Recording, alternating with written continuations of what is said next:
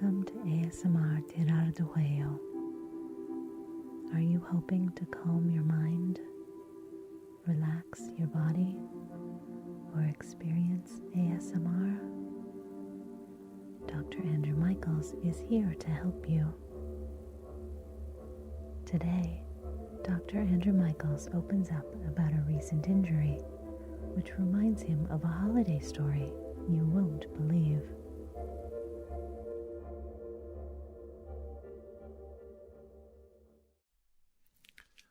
What are you doing here all by yourself?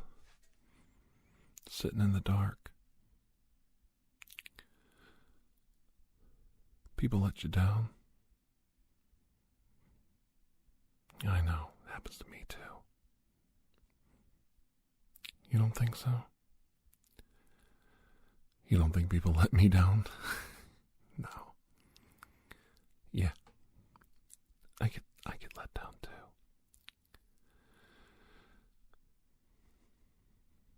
Well, you ask people to do things, you ask people to finish jobs, and sometimes your orders aren't always carried out. Nobody wants to be the bad guy, do they? But the work still needs to get done, doesn't it? Yeah. I almost let you down today. I did. I almost forgot that I had to check up on you and see how you're doing today. And I'm glad you're doing well. I know, I heard all about the test results. And I'm glad the scans all came back clear. There's nothing wrong with going through it. We all have to do it once in a lifetime. There's always going to be that scare, that wake-up call, that moment of clarity. You just happen to have yours before me. But not much before me. I know.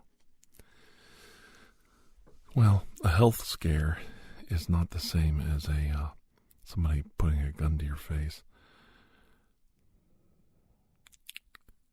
You can do something about the gun in your face, but it's kind of hard to do something when your body's broken. You gotta hope the doctor can heal you, or there's some kind of treatment out there that can fix things. Otherwise, you're sunk, right? Yeah, it's a big difference.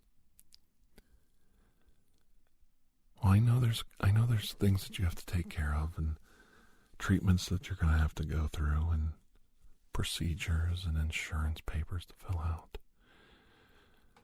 But at least it wasn't a bad result. It wasn't a negative result. I like to think of things like that, when they say, oh, the biopsy came back bad. Or the tests came back negative, bad. Not negative in a good way. And think, well, now we know what the problem is. Now we know what the problem is and we can fix it. It's not going to get better without fixing it. Lord knows I could take some of my own advice.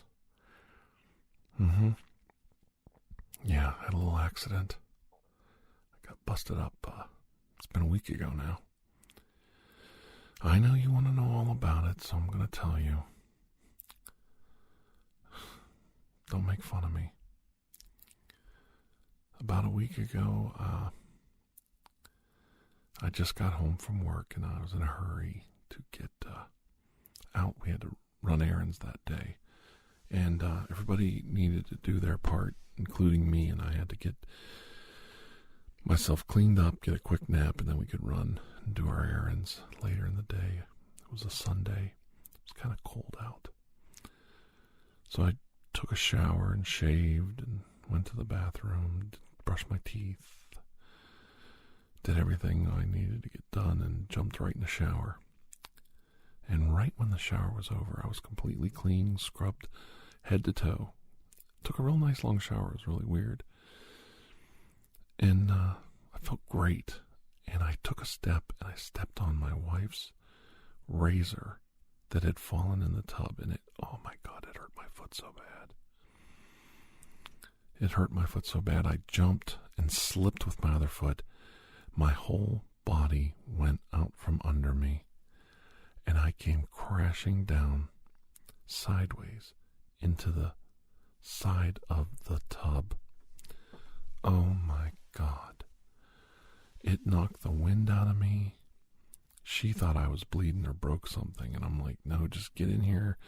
I couldn't reach a towel, and I was wet, so I couldn't get a grip on anything to get myself up.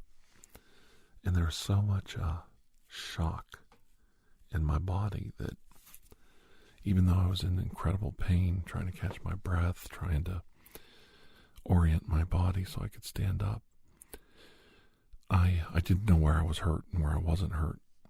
But I knew I was okay. I knew I could get up. I'd been hurt before, and even though that was still sinking in what happened to me, I was able to pull myself together, dry my hands, dry my arms. I couldn't get any kind of leverage because I kept slipping. So I had to dry myself off a little bit, dry the edges of the tub and everything off. And then I was able to get enough leverage to get myself up enough to get my legs out of the pool, the tub. And I got myself up. And then she basically had to take me and do a full body inspection. And I didn't cut my foot. That's the funny part. I stepped right on this razor. I mean, fully, all my weight down on this razor. And it hurt so bad. Not one mark on my bottom of my foot. But I twisted my ankle because when I jumped up off of it, I slammed my ankle into the side of the tub so hard I thought I broke my ankle. I thought I twisted it. I thought I sprained my ankle, sprained across the top of my foot. I slammed it into the faucet. Oh my God, it hurt so bad. And my back had two huge red marks across my shoulder blades. But that wasn't where I hurt myself. I actually hurt myself when I came down. I came down pretty straight, but my side slammed right into the tub wall. And I got a bruise from the center of my back on the right side all the way around to the front. Oh my God. I thought I had a hernia. I thought I had a hernia in my stomach. It hurt so bad. Well, she got me into bed. I was able to lay down. I could lay down flat on my back. I could sit up. A lot of things, but I had a little bit of trouble maneuvering, and standing up was very painful. Sitting down was okay.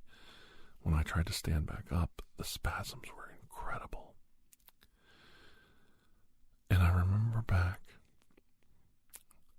when I did that one time during the war, and I was in the south of France, and I was trying to help some people.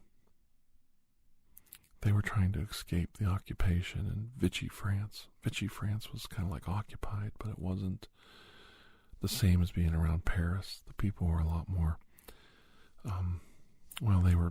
it was just a different area politically, and they were treated a little bit differently accordingly.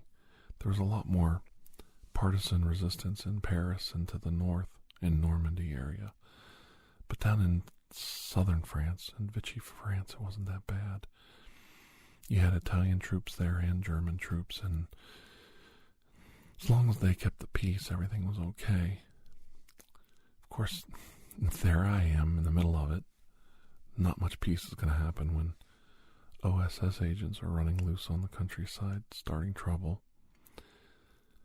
And it was very important to me not to cause any kind of problems that would get a civilian, innocent family or person killed because they were associating with us.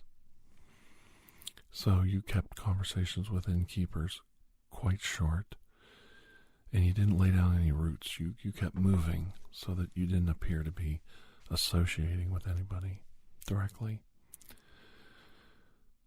That way, if we got found out, they would trace us and it would look like we were just traveling through. We weren't making contacts, which was very important to me.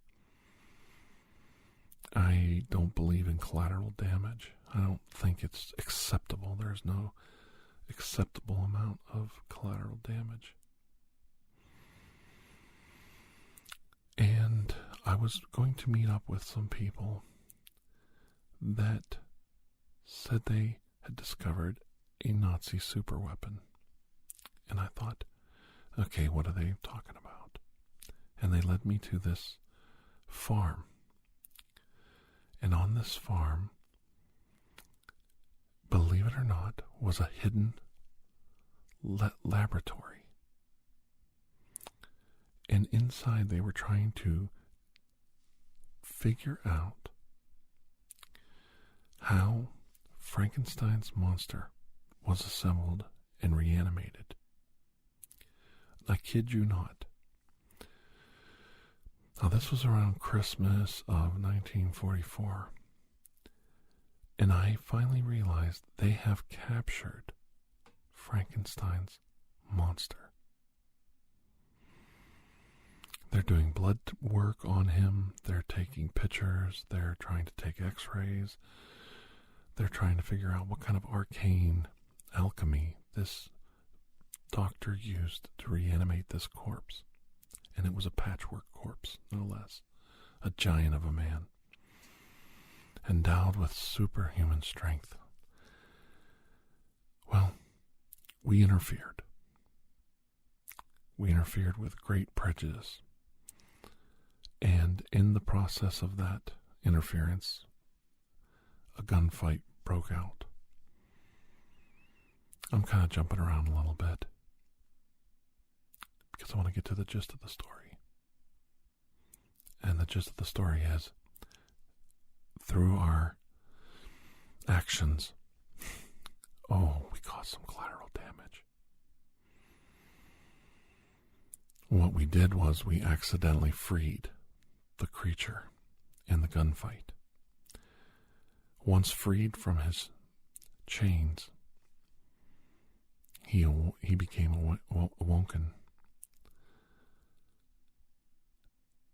And he escaped. I'll never forget that feeling of watching Frankenstein's monster escaping over the hills of southern France. I knew what I had done, and this was all on me.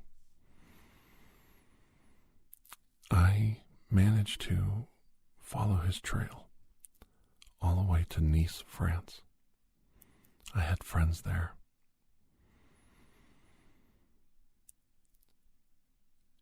And that was when we caught up to the creature.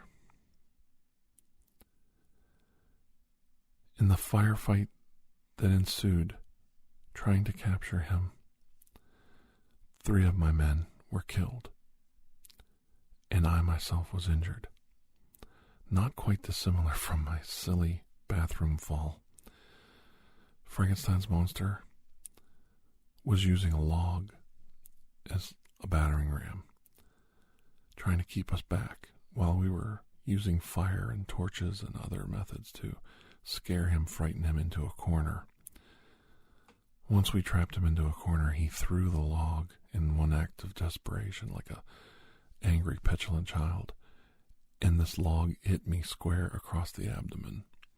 I must have sailed 15, 20 feet, skidding and bouncing off the ground. Every piece of my body hurt. My neck, my shoulders, my back, my stomach, everything hurt. The pain was unbelievable. I couldn't even talk. I couldn't think. My men subdued the creature, captured him, restrained him. They kept asking for orders, asking for where we were supposed to meet, our rendezvous point, to extricate us from the area. And I couldn't talk. I couldn't even talk. I don't know if I had internal bleeding or not, but I felt like everything was broken inside me. The only thing I could do was I grasped one of my men's hands and I told him a name. I was able to point to the town of Nice, France, in the distance, and I said a name. They bundled me up and they carried me on a stretcher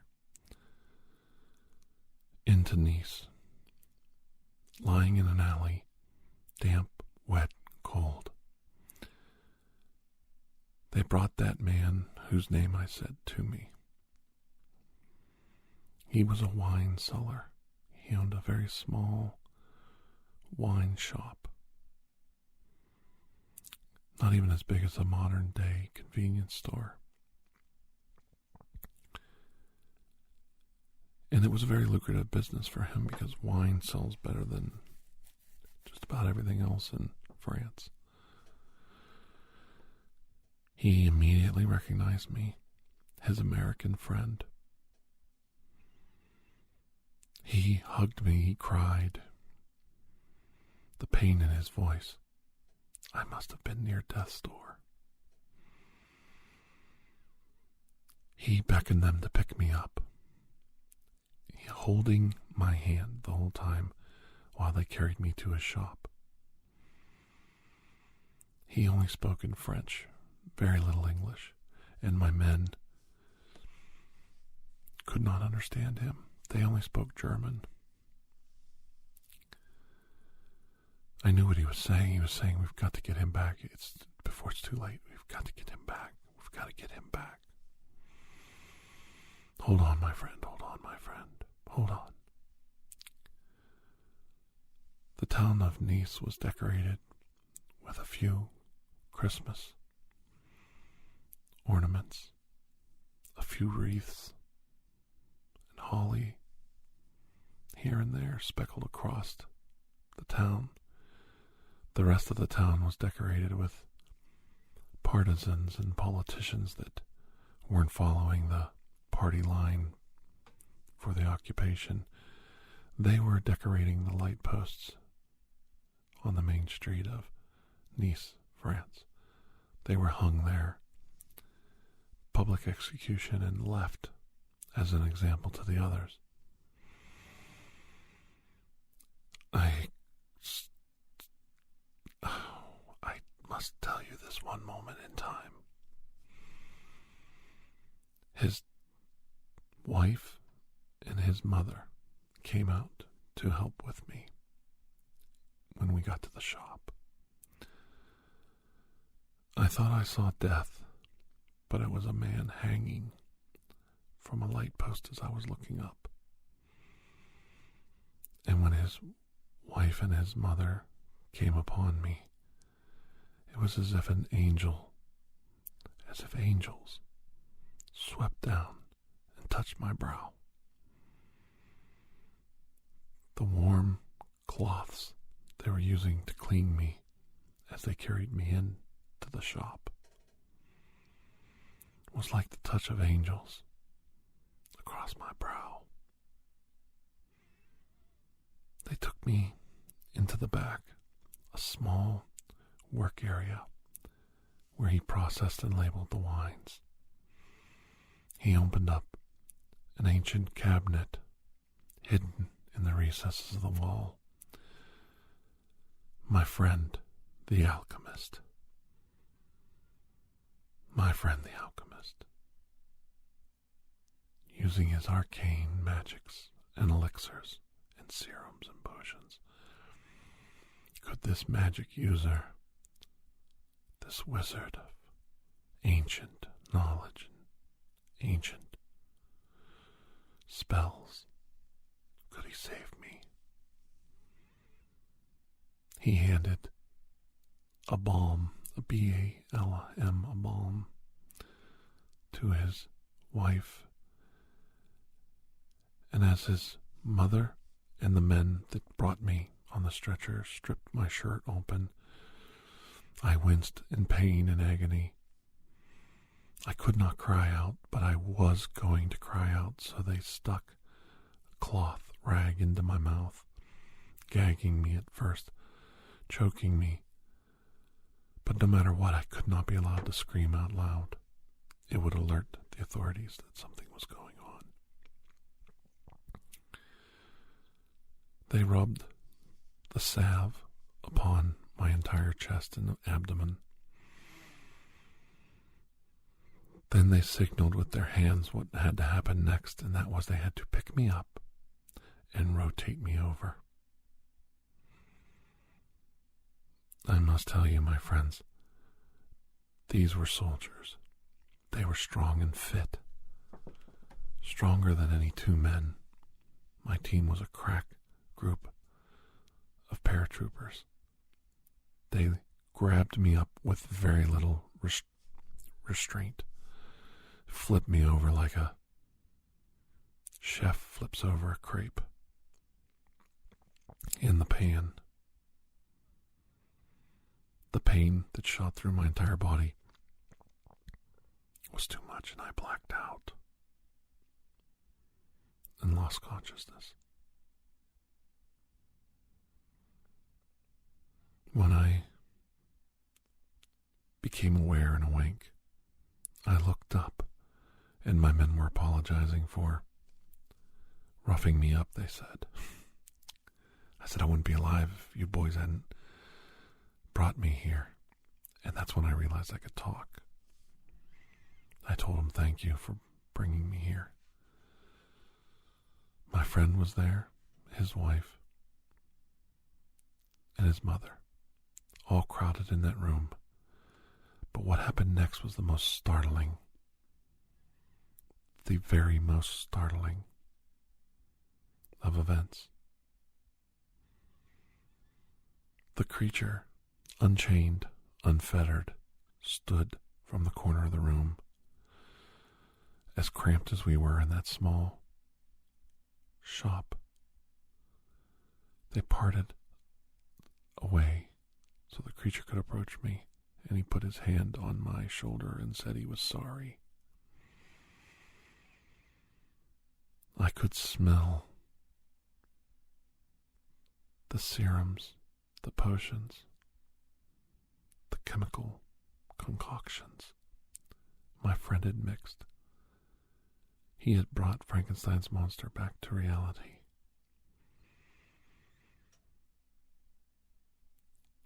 I skipped so much of the story, how we chased him down, how we tried to save his victims, how we witnessed atrocity after atrocity by this maddened creature, because I wanted to bring you to the better part of the story. The part of the story where one Christmas, a long, long time ago, my friend, a wizard, saved my life, gave me hope, and he saved a condemned creature's life. Frankenstein's monster was a condemned creature. He wasn't even considered human. He didn't even have rights. He wasn't protected by even the rule of law or the rule of man. He was candy for the scientists to study and dissect, to break apart while still alive, witnessing what they were doing to him.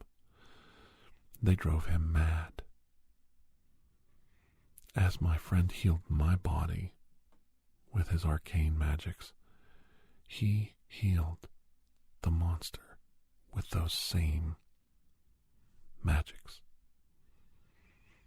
He didn't look upon the creature with hatred and animosity for attacking his friend. He looked at the creature as a pitiful, sad, helpless creature, beaten, broken, tortured.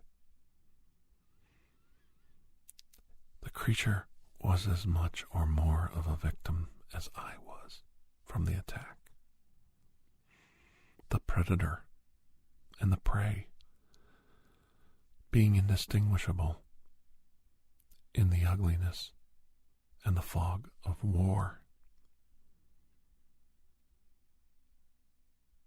I do remember in my fevered dreams, before I had clarity and consciousness, my wanting revenge on the creature for what it had done to me, wanting to break it in half for breaking my body. I looked up and I think I was ashamed of myself, wishing that kind of violence upon a creature that was probably as innocent as a baby, not even knowing why it was treated differently in this world, but knowing that the compassion that those around him had shown, it was able to start to pull back its own sanity and intelligence and interact in a more positive way. I think about that quite often.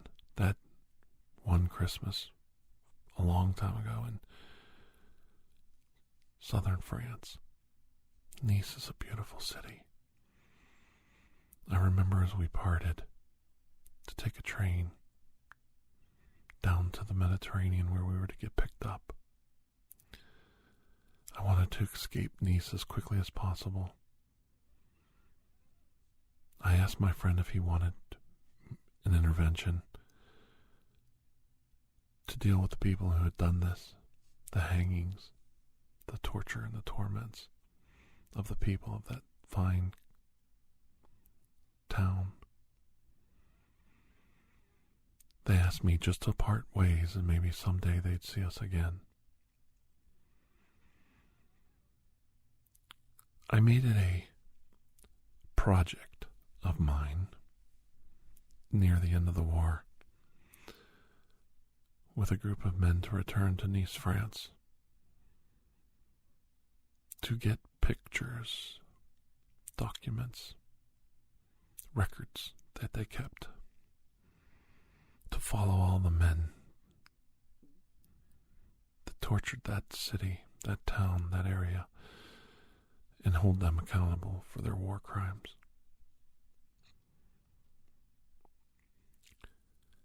War is an ugly thing. I think about it often, how much anger and hatred I had for this creature, how this creature was interfering by trying to survive in my plans, in my own moral dispensation, how I was so worried about collateral damage, but this creature, I would do anything to kill it, to stop it from marring my perfect record of being so righteous and protective of the civilian population around me. I forgot I was in a war, and I forgot who was my enemy, and I forgot who was the victim.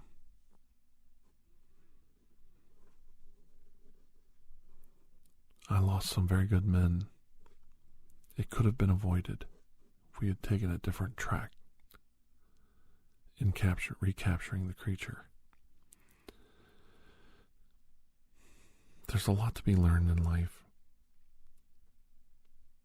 And we can make mistakes even when we think we're doing something right or righteous.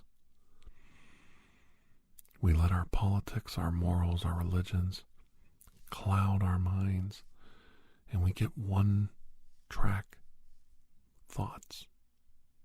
And those one-track minded thoughts can lead us to do a lot of damage, hurt a lot of people. I know I didn't directly do it, but I felt like the people who died when the creature rampaged were as much my fault as the creature itself. And I felt tied to that creature. And I think about him often. When he was given the chance to heal, he asked me for forgiveness. It took me a while to look up and realize I needed to do the same. I needed to forgive him, and I needed to forgive my enemies that carried out those tortures. I won't forget what they did. I won't ignore what they did. But I need to forgive them. Most people are just trying to get by and carrying out orders. It's very rare somebody is truly evil.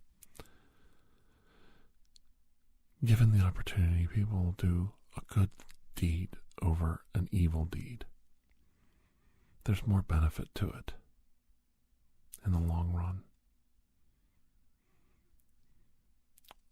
A lot of my enemies, when I met them, when the shoe was on the other foot, I thought, how would you want them to treat you if the shoe was on the other foot for you? And I thought back to the creature, and I ordered my men to show these people great compassion. It doesn't excuse their actions, but it also does not make us gods. We are not judge, jury, and executioner over these people. We are just the arm that brings them to justice. And keeping that in mind, I felt like even though we were doing a sordid job sometimes in the midst of war, we could still do something with a little bit of humanity. It doesn't always work out that way. And maybe I am full of beans or full of it. But I find myself sleeping better at night, knowing I hung on to just a little bit, just a tiny little ounce of my own humanity and compassion and hope for better days. Me, I'm fine. I'll heal. I got a little package in the mail from a friend that lives very far away today. It really cheered me up. I've already used the salve once, and my body is healing very rapidly. It's good when you have wizards for friends in a modern technological society like we have today. It's kind of nice. I'll take abracadabra any day of the week when it heals up a broken body.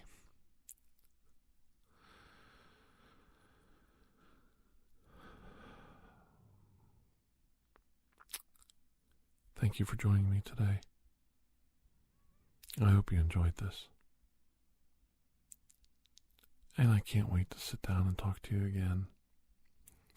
And just think, next week is Christmas. I've got to tell you about the time I brought those aliens to my house for Christmas Day. It was the most memorable holiday. An alien silent night.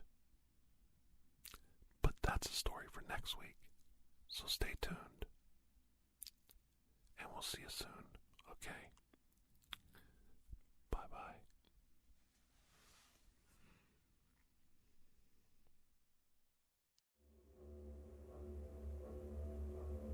Thank you for joining us for ASMR TirarADeguello. Please take a moment to rate and review this podcast.